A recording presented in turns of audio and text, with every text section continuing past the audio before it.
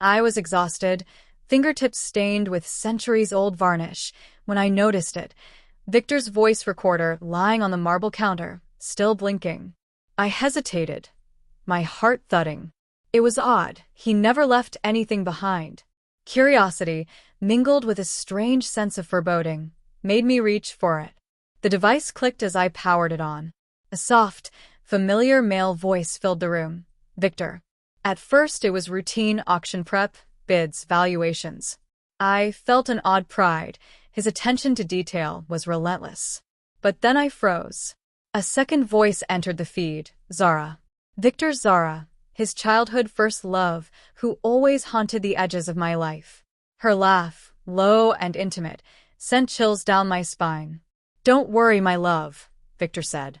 "We can announce your pregnancy after the auction closes. 2 months in, right?" I nearly dropped the recorder.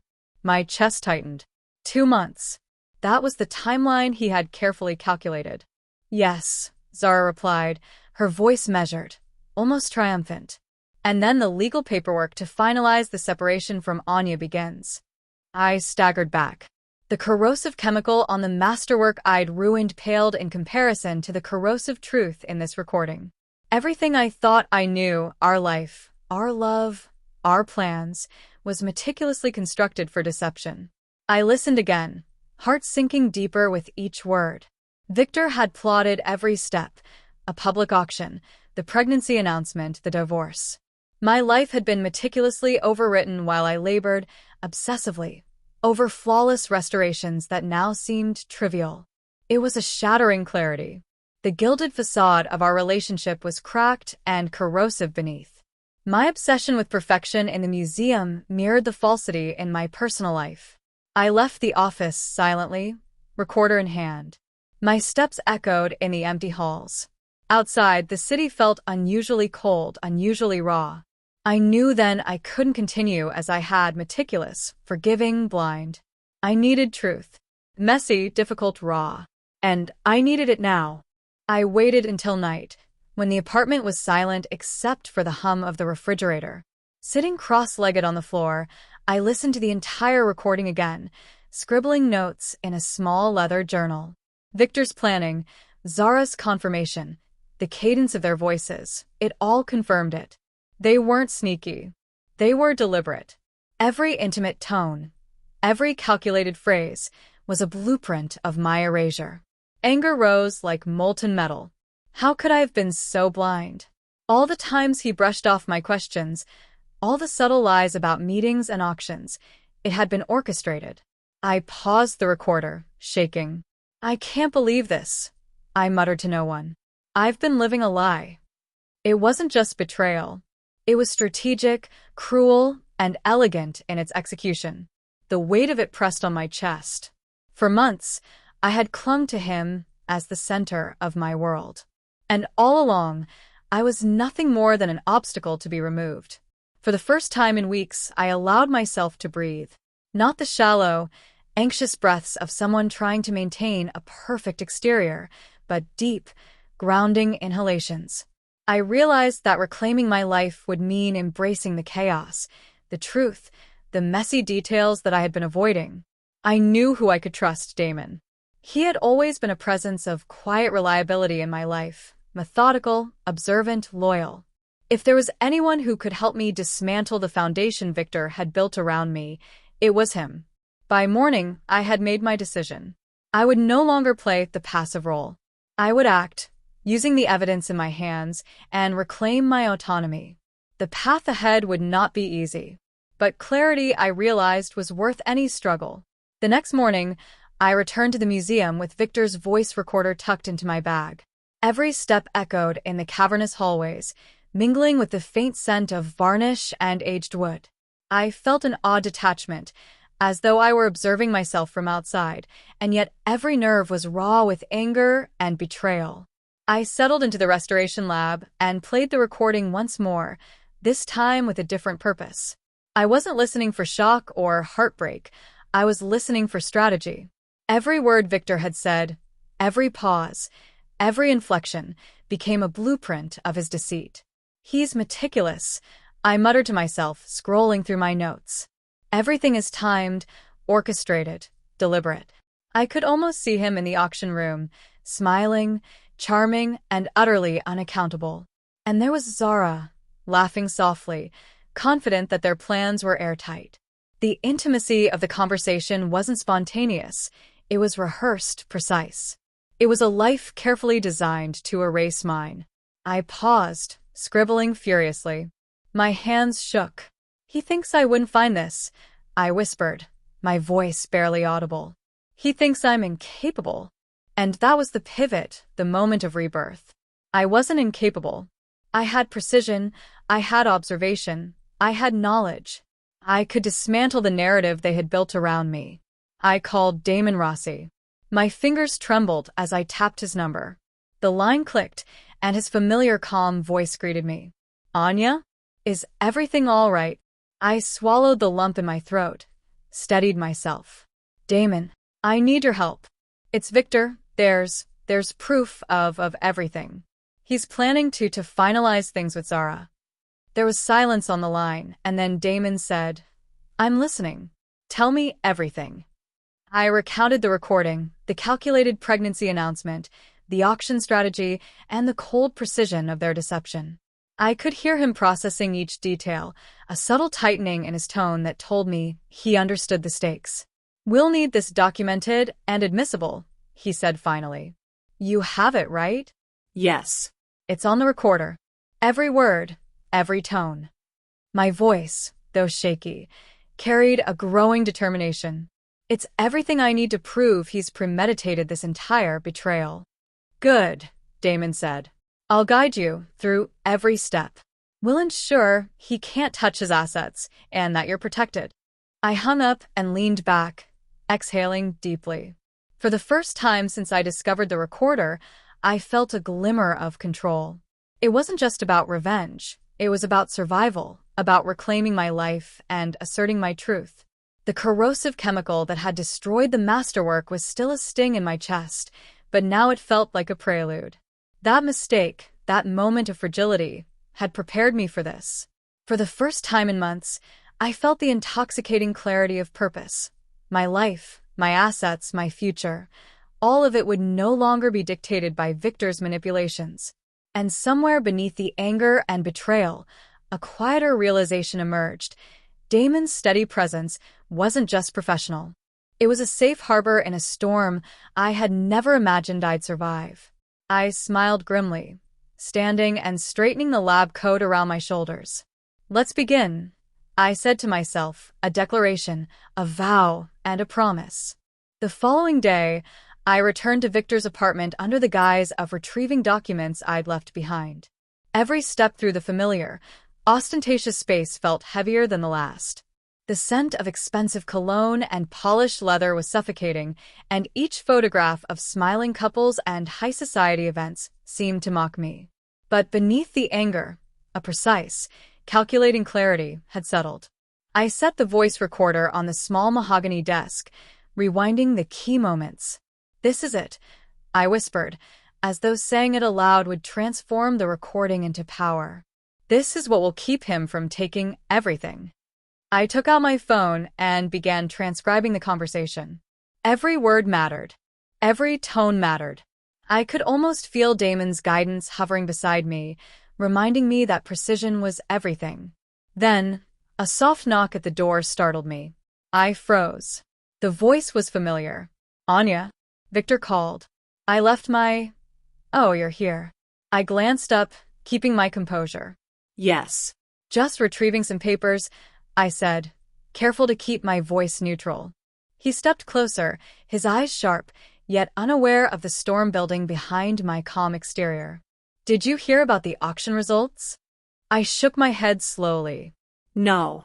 A faint smirk appeared. "We did well. Really well. Quite the coup for both Zara and me." The words hit me like ice, but I let no emotion show. I had a plan and I wouldn't falter. As Victor spoke, I slipped the recorder into my bag. He had no idea the evidence was safely in my possession, ready to dismantle the entire illusion of control he thought he had over me. I reminded myself, it wasn't about revenge. It was about reclaiming my life, securing what was mine, and creating a foundation built on truth. Later, I met Damon at a quiet cafe, a neutral zone far from Victor's influence. I handed him the recorder and the transcript I had meticulously prepared. He listened intently, every expression betraying the gravity of what we held. "Anya," he said finally, his voice measured, "this is everything." He can't argue with the dates, the voices, the content. It's airtight. A rush of relief flooded me, tempered by the responsibility of the next steps. "What's the strategy?" I asked. Damon's eyes were sharp. "We file an injunction immediately. Freeze assets, prevent the auction from finalizing, and prepare for a legal strike. Victor won't see it coming, and you'll be protected every step of the way." I nodded, feeling a sense of control I hadn't felt in years. Good. "I've waited long enough to stop being a pawn in his game." He smiled faintly, almost imperceptibly. "And you're not just a pawn anymore. You're the one setting the rules." I left the cafe with a quiet determination settling over me like armor. Each step, each breath, was measured, deliberate. I wasn't rushing, I was reclaiming. Victor had tried to dictate my life, to shape my reality into a narrative that excluded my needs, my truth, and my dignity. Now, every move I made was calculated, every action intentional. And beneath the strategic planning, a quieter, warmer realization lingered. Damon's steadfast presence, his calm intellect, and unwavering loyalty were more than tools for justice. They were a promise of safety, of partnership, of something real. I smiled faintly to myself as I walked toward the courthouse steps. "Time to rewrite the story," I whispered, my voice both fragile and powerful, ready to reclaim what was mine. The morning sunlight cut across my living room in sharp angles, and I stared at the folder Damon had handed me the night before. Every page was a piece of my future, every word a shield. For years, I had trusted Victor, relied on his charm, his promises, his carefully constructed world. Now that world was crumbling, and for the first time in a long time, I felt the thrill of owning my own path. Damon arrived promptly, his calm demeanor grounding me. "Ready?" he asked, his voice low, steady. I took a deep breath, nodding. "As ready as I'll ever be. Let's do this." We walked into the courthouse together, a quiet but unshakable alliance. The air inside was tense, filled with the murmurs of people entangled in their own battles. I tried not to let my nerves betray me, letting the meticulous preparation Damon and I had done guide my confidence. The first step was filing the injunction. Damon handled the legal jargon with precision, explaining each clause in simple terms. "This freezes Victor's assets immediately," he said. "No auctions, no transfers, no leveraging of joint accounts. He can't touch anything until the court reviews the evidence." I felt a surge of relief, but I knew this was only the beginning. "And the audio?" I asked, tracing the edge of the recorder in my pocket. He smiled faintly. "It's admissible. It proves intent, timing, and premeditation. It's what will make this injunction unassailable." Later, in a quiet conference room, we went through the case strategy. Damon pointed to each document, each transcript, each recorded conversation. This shows he planned the separation carefully, aligned it with the pregnancy announcement, and manipulated assets to his advantage. We can demonstrate deliberate emotional and financial abuse. I listened, my pulse quickening, but a sense of clarity and control filled me. "And if he contests it?" I asked. Damon's gaze met mine. "He won't have the credibility. The evidence is concrete, undeniable. His charm and reputation won't shield him. The law is on your side." For the first time, I realized the depth of the power I had been given, not through charm, wealth, or influence, but through truth and preparation. I had lived years in a gilded cage, and now every careful step we took was a key turning in the lock. Later that afternoon, we delivered the injunction to Victor's lawyer. I watched him as he scanned the documents, his confident posture faltering. I didn't gloat. That wasn't necessary. The law, facts, and evidence were speaking for me. "You've moved quickly," he said, attempting a strained smile. "I've moved when it mattered. I said quietly, letting the weight of my words linger. Walking out of the office, Damon by my side, I felt something new. Not triumph, exactly, but a steady, unwavering certainty. The fear, the betrayal, the years of manipulation, they didn't define me anymore. I was defining myself. And beneath it all, a warmth spread through me, a quiet, steady reassurance. Damon's presence, his intelligence, his calm protection, reminded me that some truths were worth more than justice alone. They were worth loyalty, partnership, and the promise of something real. For the first time, I believed in a future built entirely on my terms. The week after filing the injunction was a blur of emails, calls, and strategic meetings. Damon and I spent hours dissecting every possible move Victor could make, preparing for counterclaims, trying to anticipate his manipulations. The adrenaline that had surged through me when I first listened to that recorder transformed into a calm, surgical focus. I was no longer the woman who spilled chemicals in a panic. I was the woman taking control of every narrative, every detail, every truth. Damon leaned over the table, tapping a pen against the stack of documents.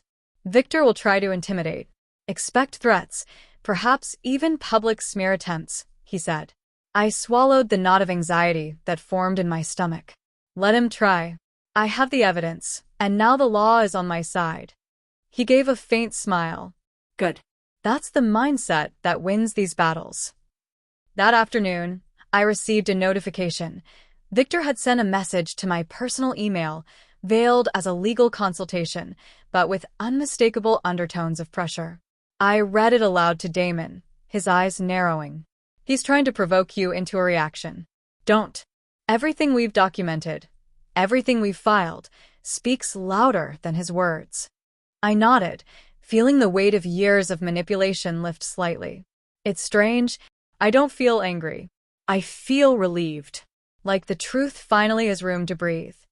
By the next day, the court had scheduled a preliminary hearing. We walked into the room together, Damon's steady presence a tether to my calm. Victor arrived moments later, impeccably dressed, exuding the confidence he had used to manipulate me for so long. But now, there was no room for charm, no room for deceit. The hearing began, and Damon presented the evidence methodically. The audio recordings, the financial documents, the timeline of premeditated planning.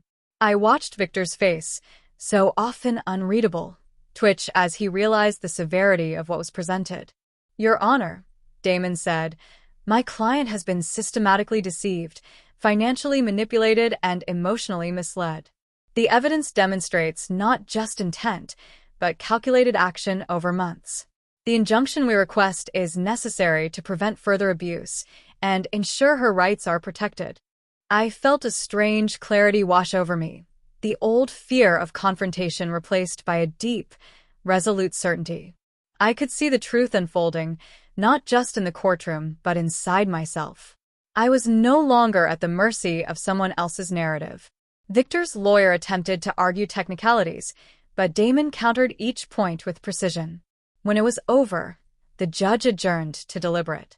Outside the courthouse, Damon turned to me. No matter what, you've done everything right. You've reclaimed your narrative. For the first time in years, I breathed deeply, letting the tension slip from my shoulders. I realized that this battle wasn't just about the assets or even Victor's deceit. It was about reclaiming my voice, my autonomy, and my life. And with Damon beside me, I felt the first true sense of safety and partnership I had ever known. For the first time, I could imagine a life beyond fear and manipulation, a life built on trust, truth, and unwavering honesty. After the preliminary hearing, the world felt quieter, sharper, as if the air itself had shifted. For the first time in months, I wasn't reacting, I was acting, making deliberate choices instead of responding to Victor's manipulations. Damon and I returned to my apartment, the silence heavy with thought, but it no longer felt suffocating. It felt possible. He spread the documents across my dining table. We need to plan the next steps carefully. Victor won't give up easily, but we can anticipate his moves, preemptively block his attempts, and maintain the narrative control. I watched his methodical approach and felt a surge of admiration. It's strange, I said quietly, to realize how much strength comes from having someone you can trust completely. You make me feel like I can face anything. Damon glanced up, meeting my eyes. That's exactly the point. You don't have to face it alone anymore. Not ever. His words were a balm to the months of fear and doubt that had haunted me. I remembered the nights I lay awake, thinking Victor's control was unshakable, that I had no escape. But now, I was seeing clearly, the power wasn't in fear, it was in truth, and the courage to defend it. The following days blurred into preparation and careful observation. I monitored every corporate communication Victor made, every social media post, every whispered rumor in the art world. Damon guided me, showing me how to leverage evidence without stepping into emotional traps, how to anticipate legal maneuvers, and how to maintain a composed, unshakable presence. One evening, I caught him glancing at me while I sorted through a stack of emails. "You've changed," he said softly. I laughed, a light, genuine sound that hadn't surfaced in months. I have. The chemical spill wasn't the worst thing that ever happened to me.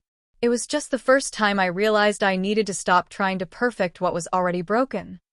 He nodded, leaning back. "And you're rebuilding on real foundations now. Truth, strategy, honesty. Everything Victor thought he could manipulate now works against him." The court date for the injunction approached, and the tension was palpable, yet different from the past. It wasn't the panic of being deceived. It was the anticipation of justice, guided by preparation and clarity.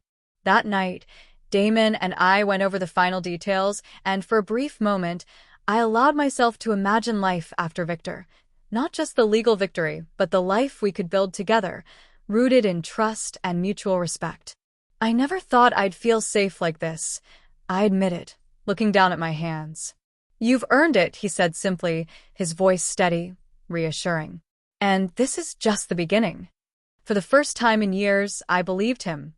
Not because of what he said, but because of the truth in every calculated, honest step we were taking together.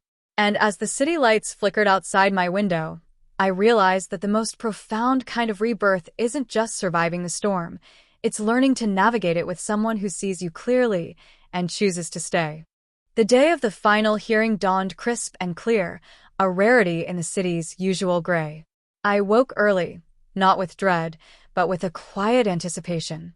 Every step of the preparation Damon and I had painstakingly undertaken led to this moment.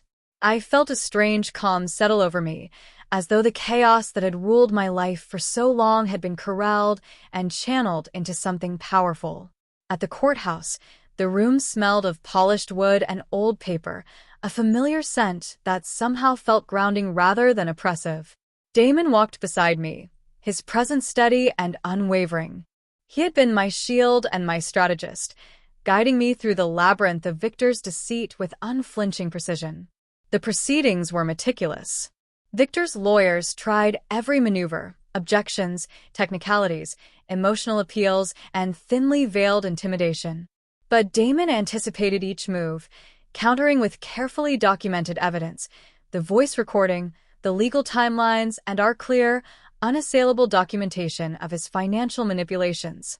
I sat quietly, watching Victor squirm in his seat, finally confronted by the truth he had tried so long to bury. There was no charm to hide behind, no grand gesture to distract from his long history of deception. The judge's verdict was delivered with measured authority. The injunction was granted. Victor's assets were frozen, and any attempt to liquidate or manipulate the shared property without court approval was strictly forbidden. Relief didn't immediately wash over me. It was more like a slow, warm light seeping into a room that had long been shrouded in shadows. Damon reached out and gently took my hand. "You did this," he said quietly. "Every step, every decision, it was all you." I squeezed his hand, feeling a surge of gratitude that went far beyond words. "We did this," I corrected, smiling. "Together." The world outside the courthouse felt lighter, brighter.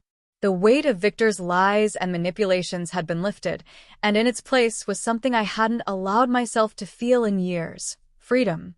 Freedom to rebuild. Freedom to breathe, freedom to trust again. In the weeks that followed, Damon and I found our rhythm. We were partners not just in navigating legal and ethical battles, but in life itself.